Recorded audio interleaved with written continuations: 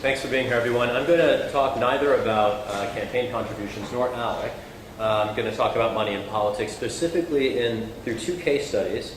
I'm going to remind you about a piece of history, and then I'm going to lead you in a chant.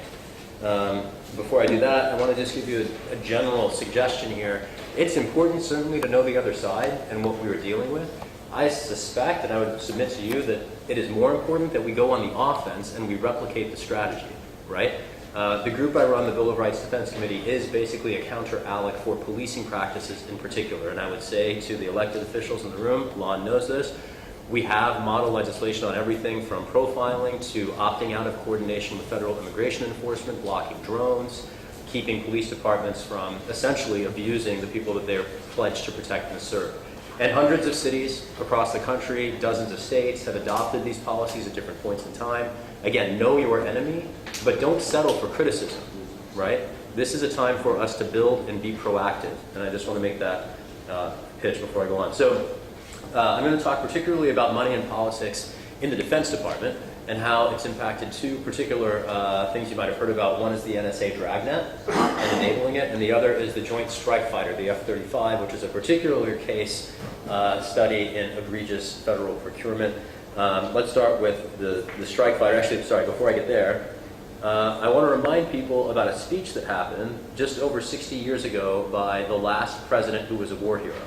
And the President Dwight Eisenhower, after having served as the supreme Allied commander of the global forces in World War II arrayed against the Axis powers, was the US president. In his last address to the American people, he warned us in very certain and explicit terms that something he had helped create would strangle our democracy, and it is the military-industrial complex. The F-35 is the Joint Strike Fighter. It's the multi-service platform on which the Navy, Air Force, and Army all plan to base their next generations of fighter planes. It is literally being built in flight, which is to say it doesn't work. And they're being produced at some scale. And all of those planes are going to have to be retooled because, according to the Pentagon's chief procurement officer, the Pentagon engaged in, quote, acquisition malpractice in commissioning a plane that did not fly, and it will cost, over its life, $1.5 trillion with a T dollars. That's twice the amount of money that we wasted in the Wall Street bailout in 2008. It's enough money to double the population of teachers within the United States for 10 years. And we have wasted it on a plane that does not fly. Why? Because Lockheed Martin has lobbyists and you don't. It is that simple, right? Any situation in which corporations have access to the legislators, not just through ALEC, not just through the stacking the legislators through campaign contributions, but when they are in, especially in anything that is defense related, and I'll tell you another case study of this in a second, they hear from corporations en masse. And we can do our citizens' grassroots lobby days, and we'll go up to Capitol Hill for a day, and maybe there's a couple dozen of us. They're there all the time. Every legislator has their own. It's not like you have two dozen people who then go up to 3 offices and maybe show up 6 months later. I mean, this is a full-time job with entire law firms dedicated to promoting the corporation's perspective. And it's just to say that we are playing in this arena on a very tilted field. So the NSA dragnet.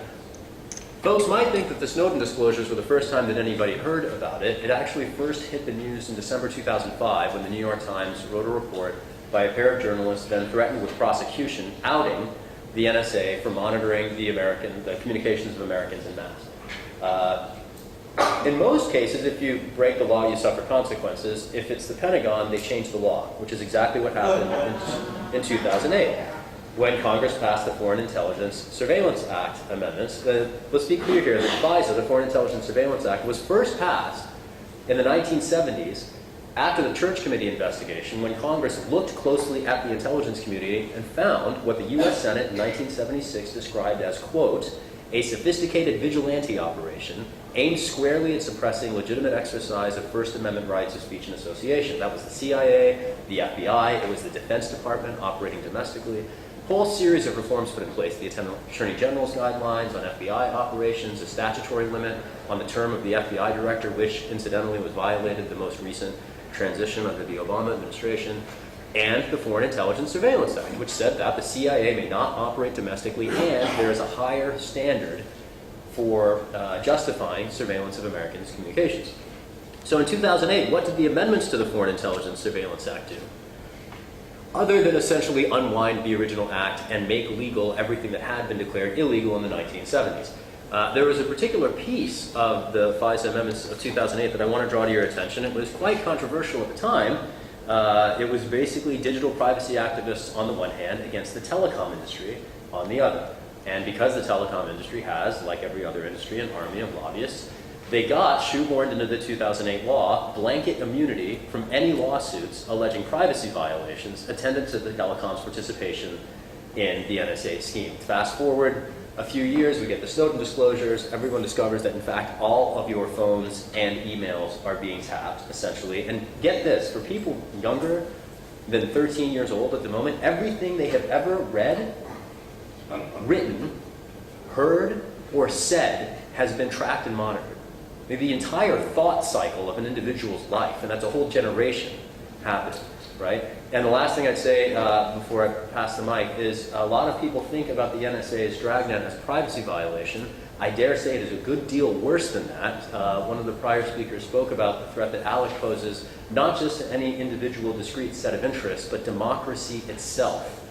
And pervasive, mass, secret surveillance is the nail in the coffin of democracy. It is the way to ensure that dissident movements in the future cannot gain traction, right? And if you think about privacy as an interest that you have as an individual, the crux here, and a lot of people say if you have nothing to hide, you have nothing to fear, the response to that is that privacy is not an individual interest. It's not the interest in not being seen naked by the NSA when you're, G-chatting or, Skyping with your girlfriend when she's visiting London. It's the, I didn't do that recently. It's